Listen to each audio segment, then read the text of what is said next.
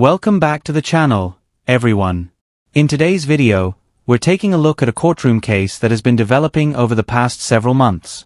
The individual at the center of the case is now facing a driving-related charge and has decided to handle his own defense during a bench trial.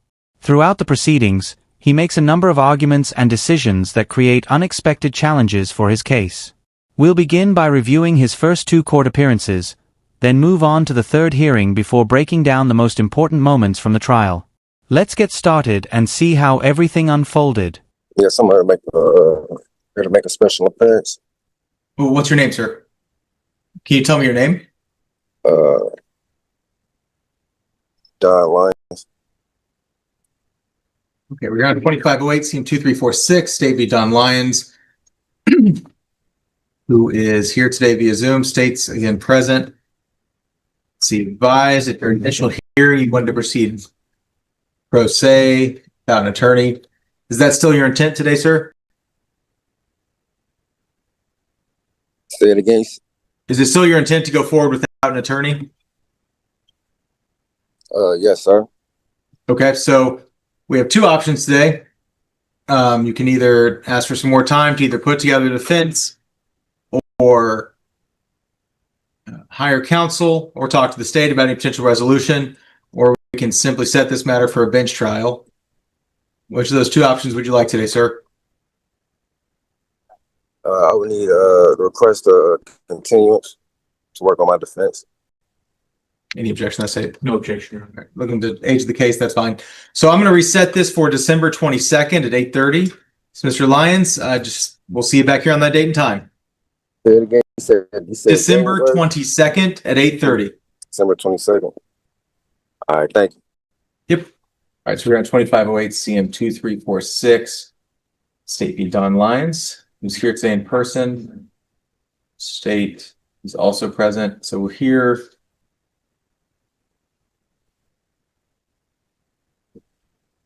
All right, so the state has filed one additional charge. It's for count 3 operating vehicle with an ACE of 0.15 or more. The state alleges that on about July 21st of this year in Montgomery County, state of Indiana, you did operate a vehicle with an alcohol concentration equivalent to at least 1,500 of a gram of alcohol per 100 milliliters of your blood. Class A misdemeanor carries with it a penalty from 0 to 365 days, Montgomery County jail, and a fine of up to $5,000. Do you understand the allegations against you and the possible penalties? I'm here to make a special appearance, and I had sent a motion. Yeah, so that was filed this morning. A motion to get this dismissed. Okay, since that was just filed today, I don't even know if the state's received a copy of that. I'm not going to set that for hearing today, but what we'll do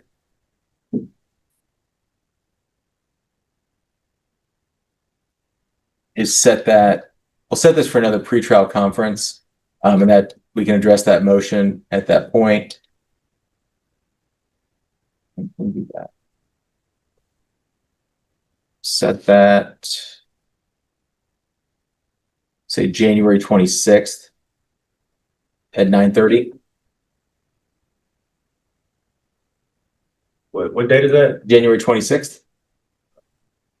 What's that date? Oh, no, I'm sorry. Okay, we're gonna do the 28th. Yeah, 28. Okay, we'll say January 28th at 10 a.m. Yes, sir. All right, so we'll see you back here on the date and time, sir. All right, Up to this point, the hearings have followed a familiar pattern. Much of the discussion has focused on procedural objections, repeated challenges, and arguments that the court has already addressed. Despite several explanations from the judge, the same points continue to be raised without changing the direction of the case. As a result, little progress is made during these appearances, and the proceedings move forward as scheduled. With those earlier hearings now behind us, it's time to take a look at what happened during his third court appearance. Camera there. that's what I'm trying to do. There we go. This is 2508 CM 2346, State v. Don Lyons, who's here today via Zoom. State's here in the courtroom. We're set for a pretrial conference. Lyons, the first question is, you've been appearing pro se. Is that still your intent, or do you intend on hiring counsel, or do you want me to consider appointing an attorney for you? No. Okay.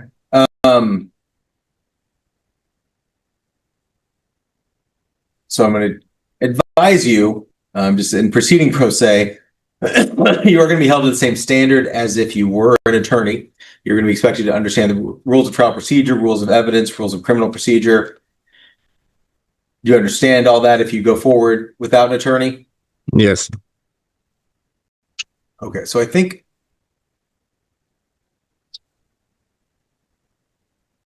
I had wrote an affidavit. No, I'm still waiting for a response. okay, and I see that affidavit, and I think we received that the date of our last hearing. It doesn't look Correct. too.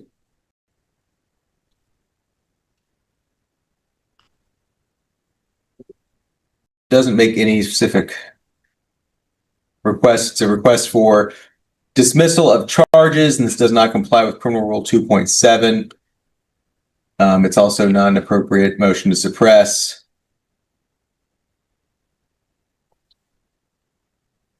I have to object to that.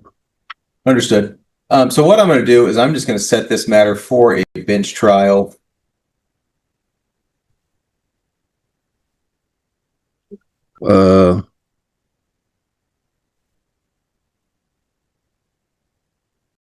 Set that April 1st at 1:30.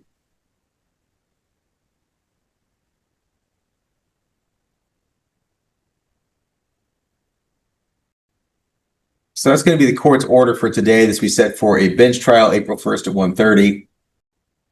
And all parties are going to be ordered to be here in person on that date. The earlier hearings did not bring any major developments, and the case continued moving forward without significant changes. As the bench trial begins, it becomes clear that the defense strategy remains limited, with very little attention given to examining or responding to the testimony presented by witnesses. To keep things moving, we'll skip past the routine portions of the officer's testimony and focus on the cross-examinations. These exchanges become some of the most noteworthy moments of the trial and provide a closer look at how the proceedings unfolded in the courtroom. The case says 2508 CM 2346, State v. Don Lyons. It's here today in person. State's President and Prosecutor Tyler Trulock. Set today for a bench trial on counts 2 and 3. Count 1 was previously dismissed. Michelle, I just say you wanted to note something before we begin. Yes, I'm here for make a special appearance. Okay, and what do you mean by that? Like I know I'm here to represent myself and challenge the jurisdiction. What's your request to challenge the jurisdiction? The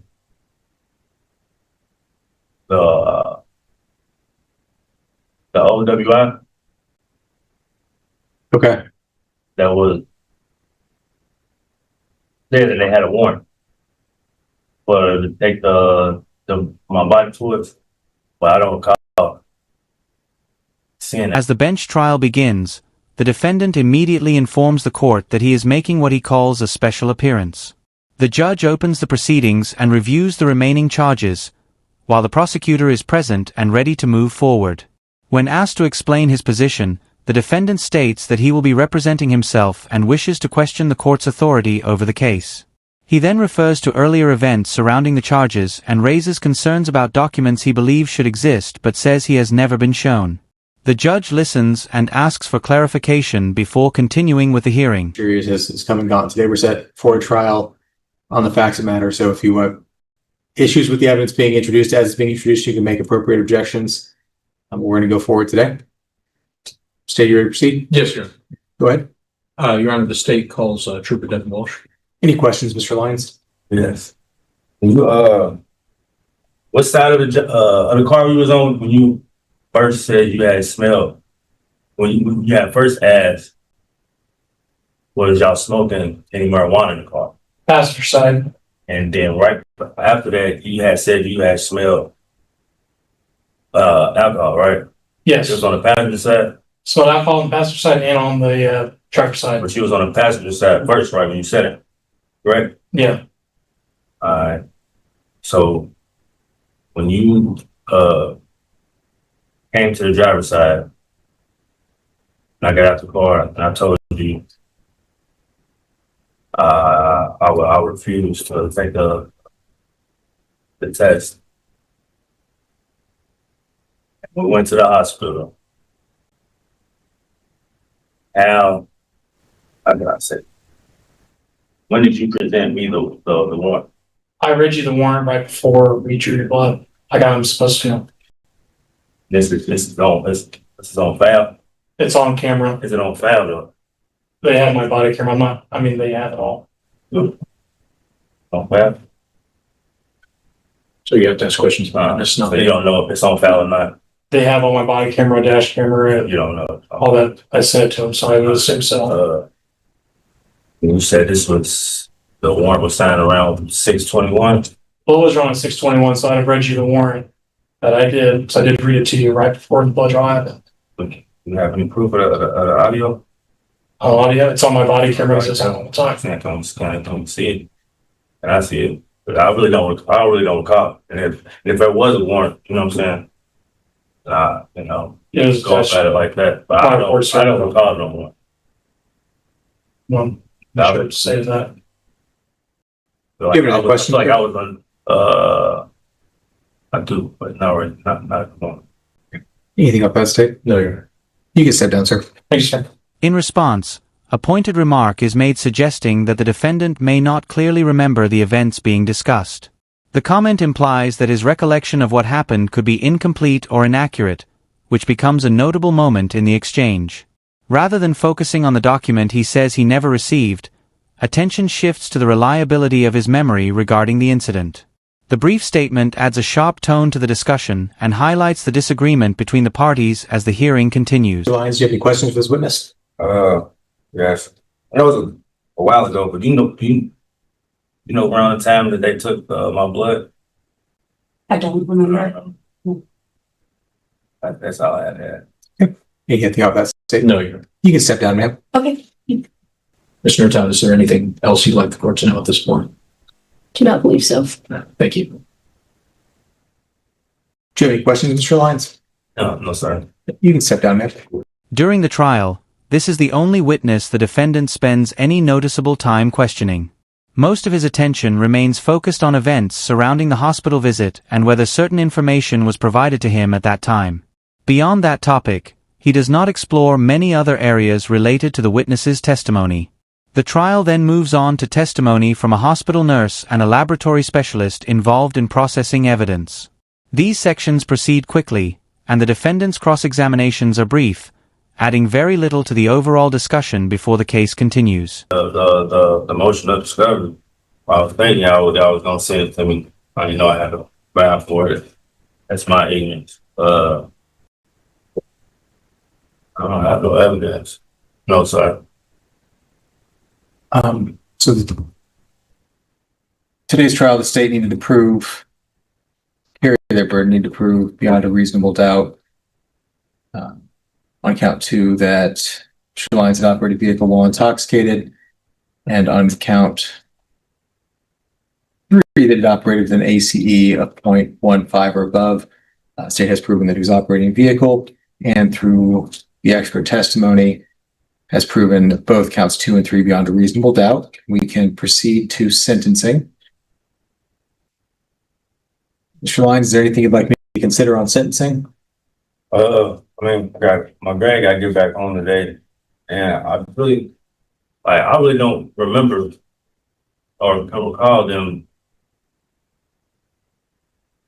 showing me that warrant in that hospital. I kind of remember that night for the most part, but I was hoping to see the audio or see the documents of timing of the warrant.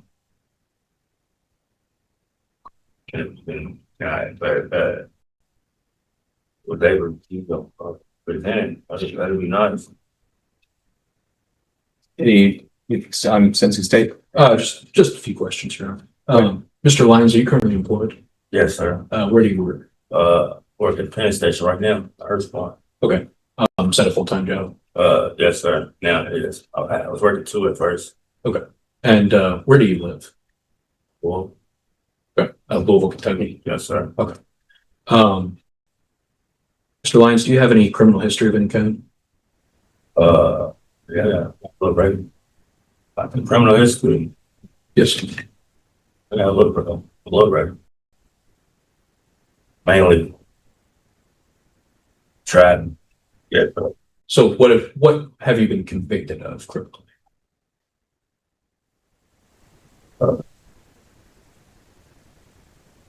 that's just some marijuana. Some marijuana. Pretty much. Is it possession of marijuana? Yeah, that's Okay. Is that the only thing you've been convicted of? I can think of it right now. Okay. No previous operating while intoxicated convictions, anything like No, that? it's my first time. The first time. With the testimony and evidence now fully presented, the judge reaches a decision based on the record before the court. Particular attention is given to the evidence introduced during the trial, along with the testimony provided by qualified witnesses. After considering all of the information, the court finds the defendant guilty on the remaining charges. That brings the trial phase to a close, but the proceedings are not over just yet. The next step is sentencing, and what follows turns out to be one of the more surprising moments of the entire case. There evidence from the state? No. What's the state's request on sentence today? Your Honor, the state doesn't have any reason to doubt what Mr. Lyons said about this being his first operating while intoxicated conviction. The state is concerned by the fact that Mr. Lyons was operating a vehicle with an alcohol concentration above 0.15. However, it does not appear that Mr. Lyons has many, if any, ties to this community. So the state's first inclination as to sentencing would be to ask for just a short executed sentence for him to be done with this case. If the court's not inclined to do that, the state would just request a 365-day sentence suspended to probation, as well as a reasonable fine and license suspension. Thank you, Your Honor. So, yeah, those are my things to consider. Understandably, if I would put you on probation, be a misdemeanor probation that is difficult to transfer across state lines, and that's going to be very difficult to have done with you living in Louisville, Kentucky. So what the court's going to do today, given your lack of criminal history, is I'm going to sentence you to 10 days in the Montgomery County Jail. That's 5 actual. So you've got credit for 1 actual day already when you were first arrested. So you're going to have 4 days remaining to do. So you're going to be taken into custody, placed in the custody of Montgomery County Jail today. You're going to be released 4 days from today. And there's going to be court costs of $189.50. And I'm not going to impose any additional fine. There's a $200 alcohol countermeasure fee. There's also going to be a 90-day license suspension that's going to go into effect tonight at midnight. That's suspensions for the state of Indiana. Yes. So I'm not sure how that transfers to Kentucky. That's going to be the order for today. So you're going to be remanded in custody. All right. So what about I don't know, my granny though. She can't really see like that. I gotta help her get her, you know? Well, sir, you've known for quite some time that you were scheduled for trial today. Yeah. And so plans you made are on you. So that's going to be the order for today. I'll get out and go there. And I will notify you, you have 30 days to file a notice of appeal if you want to appeal this decision.